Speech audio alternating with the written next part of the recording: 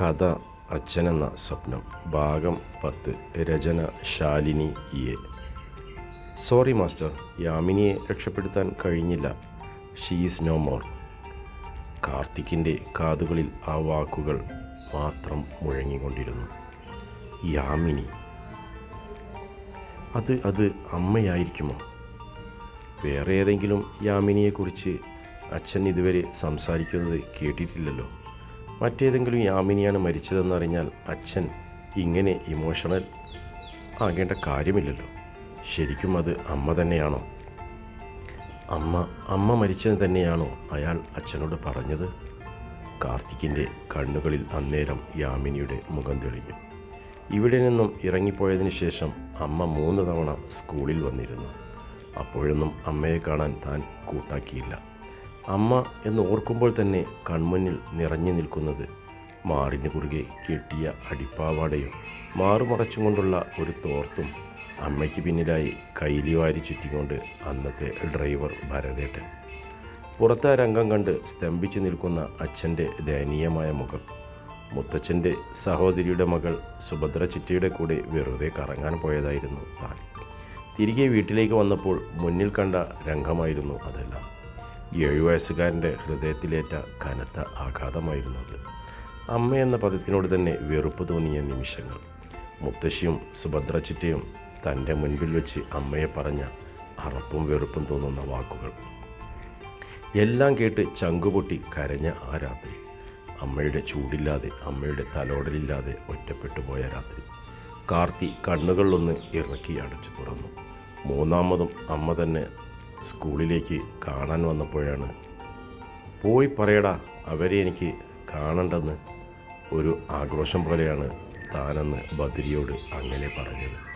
എന്നിട്ടും ഒരു ചുമരിനപ്പുറം നിന്ന് കാണുകയായിരുന്നു അമ്മയെ. അപ്പോഴാണ് അമ്മ ബദ്രിയോട് അങ്ങനെ പറഞ്ഞത്, ഇല്ല ഇനി വരില്ല, തിരിച്ചും ഒരു വാക്ക് പറഞ്ഞേക്ക്. ഈ അമ്മ മരിച്ചെന്നറിഞ്ഞാൽ പോലും കാണാൻ വരരുതെന്ന്. അവനത് വന്ന് പറഞ്ഞപ്പോൾ താനതിന് മറുപടിയും കൊടുത്തു, എനിക്കതിന് അമ്മയില്ലല്ലോ, ഉണ്ടെങ്കിലല്ലേ അങ്ങനെ ഒരു അവസ്ഥയിൽ കാണാൻ പോകേണ്ടതുള്ളൂ. എന്നാൽ ഇപ്പോൾ ഒരു വേദന.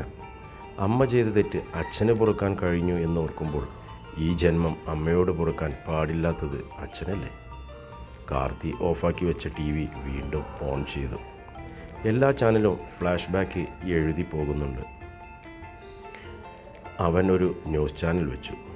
പ്രശസ്ത സംഗീതജ്ഞനും പിന്നണി ഗാനരചയിതാവും ഗായകനുമായ മഹാദേവൻ മാസ്റ്ററുടെ ബന്ധു യാമിനി വിഷം കഴിച്ച് ആത്മഹത്യ ചെയ്തു. ഒരേ ഒരു മകൾ നദിക്കും അവർ വിഷം കൊടുത്തിരുന്നു. എങ്കിലും ആ കുട്ടി അപകടനില തരണം ചെയ്തു. ഒരു പ്രൈവറ്റ് സ്കൂളിലെ സംഗീത അധ്യാപികയായിരുന്നു യാമിനി. ആത്മഹത്യയ്ക്ക് ശ്രമിച്ചത് എന്തിനാണെന്ന് വ്യക്തമല്ലെങ്കിലും അവരോട് ബ്ലഡ് ക്യാൻസർ പേഷ്യൻ്റാണെന്ന് നാട്ടുകാരിൽ ചിലർ പറയുന്നുണ്ട്. അടുത്തുള്ള ഗവൺമെൻറ് കോളേജിൽ PG 2ാം വർഷ വിദ്യാർത്ഥിനിയാണ് നദി. നദിയുടെയും യാമിനിയുടെയും ഫോട്ടോ സ്ക്രീനിൽ തെളിഞ്ഞതും കാർത്തിയുടെ മുഖം വിവരണമായി. നദിയുടെ ഫോട്ടോയിലേക്ക് തന്നെ അവൻ കുറച്ചു നേരം നോക്കിയിരുന്നു. കാർത്തിമോന് കളിപ്പിക്കാനും എടുത്തുകൊണ്ട് നടക്കാനും ഒരു കുഞ്ഞാവ് വരുന്നുണ്ട്. എവിടെ? ദേ അമ്മയുടെ വയറ്റിൽ. കുഞ്ഞാവ് എന്നാ വരെ അമ്മേ? കുറച്ച് ദിവസം കഴിഞ്ഞാൽ വരുമല്ലോ. അന്നേരം കുഞ്ഞിപ്പെണ്ണിനെ എടുത്തും കൊണ്ട് നടക്കണം കേട്ടോ.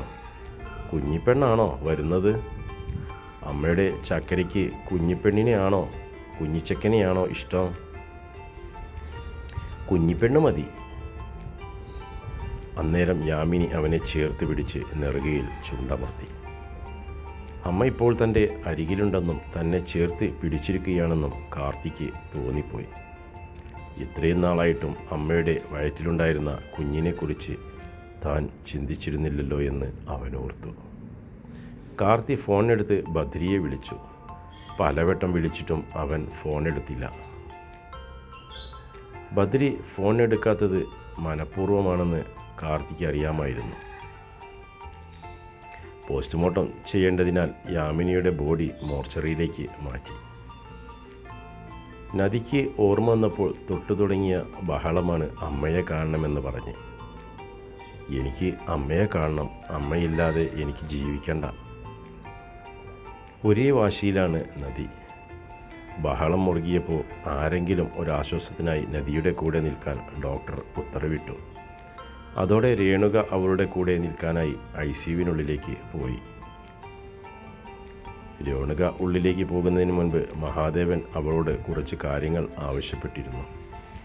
നീ അവളുടെ അച്ഛൻ്റെ പെങ്ങളാണെന്ന് ഒരു കാരണവശാലും അവളെ അറിയിക്കരുത്. എന്നെക്കുറിച്ച് എല്ലാം യാമി അവളോട് പറഞ്ഞു കൊടുത്തിട്ടുണ്ടാകും. നീ ആരാണെന്നറിഞ്ഞാൽ എന്നോടുള്ള അതേ ശത്രുത അവൾക്ക് നിന്നോടുമുണ്ടാവും. മഹാദേവൻ പറഞ്ഞതിന് മറുപടിയൊന്നും പറയാതെ രേണുക അയാളെ രൂക്ഷമായി ഒന്ന് നോക്കി. ICUവിനുള്ളിൽ തൻ്റെ അമ്മയുടെ മുഖച്ഛായുള്ള നദിയെ കണ്ടെത്താൻ രേണുകയ്ക്ക് ബുദ്ധിമുട്ടൊന്നും ഉണ്ടായില്ല. തൻ്റെ മുടിയിലൂടെ ആരോ വിരൽ ഓടിക്കുന്നതറിഞ്ഞാണ് നദി കണ്ണുകൾ തുറന്നത്.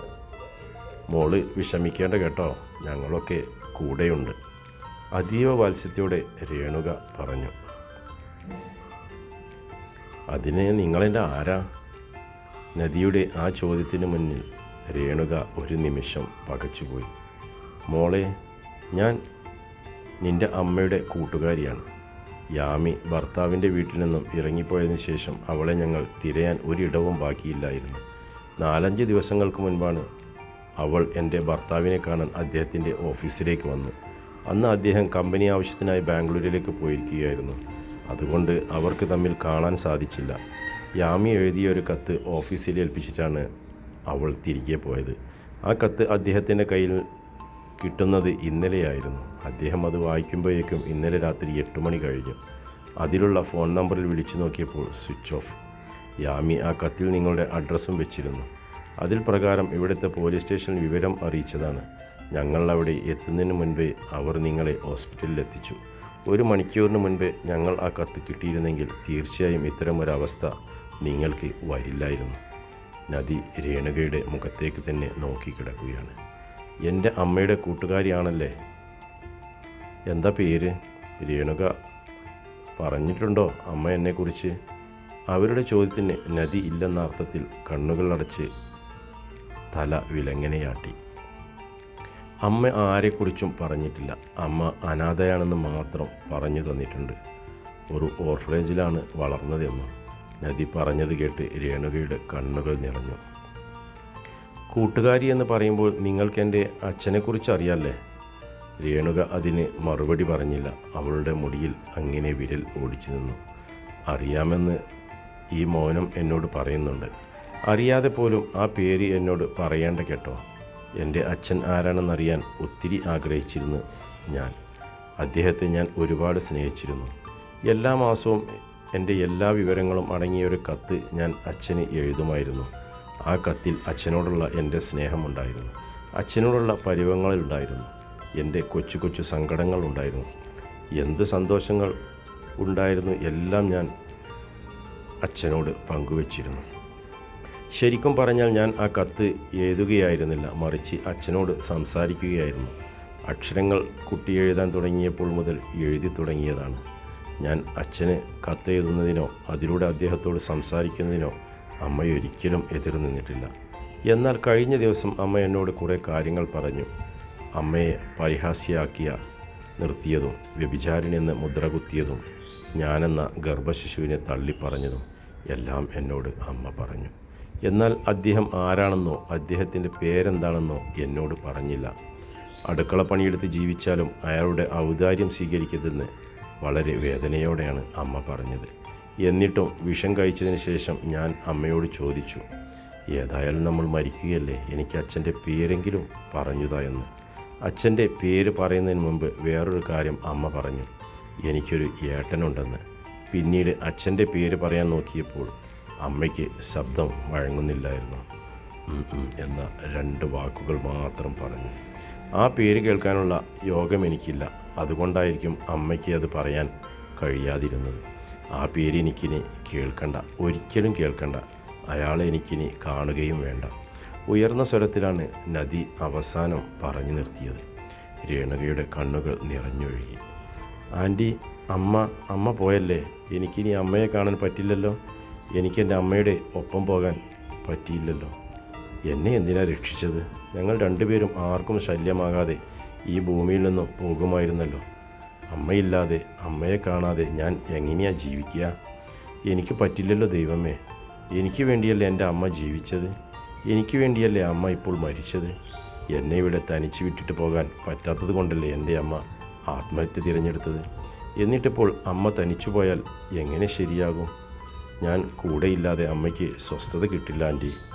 എന്നെ കൂടെ അമ്മയുടെ ഒപ്പം പറഞ്ഞയക്കാൻ പറയുമോ ഡോക്ടറോട്? എനിക്ക് ഭൂമിയിലെ ജീവിതം മടുത്തത് കൊണ്ടാണ്, ജീവിക്കാൻ ഒട്ടും ആഗ്രഹമില്ലാത്തത് കൊണ്ടാണ്. Please anti. രേണുകയ്ക്ക് കണ്ണീരൊതുക്കാൻ കഴിയുന്നില്ല. ഇങ്ങനെയൊരവസ്ഥ ഭൂമിയിൽ ആർക്കും കൊടുക്കല്ലേ ദൈവമേ. അവർക്ക് നെഞ്ചു പൊടിയുന്ന പോലെ വേദന തോന്നി. കാർത്തിയുടെ കാർ വളരെ സ്പീഡിലാണ് വരുന്നത്. ഇടയ്ക്കിടെ അവൻ ബദ്രിയുടെ ഫോണിലേക്ക് വിളിക്കുന്നുണ്ട്. അപ്പുറത്തെ കോളിലെടുക്കുന്ന ഒരു ലക്ഷണവും ഇല്ല. മനസ്സിൽ നിറഞ്ഞു നിൽക്കുന്നത് രണ്ട് വാക്കുകളാണ്. ഈ അമ്മ മരിച്ചെന്നറിഞ്ഞാൽ പോലും കാണാൻ വരരുത്. ചെവിക്കുള്ളിൽ അതിങ്ങനെ പലവരും കിടന്ന് മുഴങ്ങുകയാണ്. തുടരും കഥയുടെ അടുത്ത ഭാഗം നാളെ ഇതേ സമയം.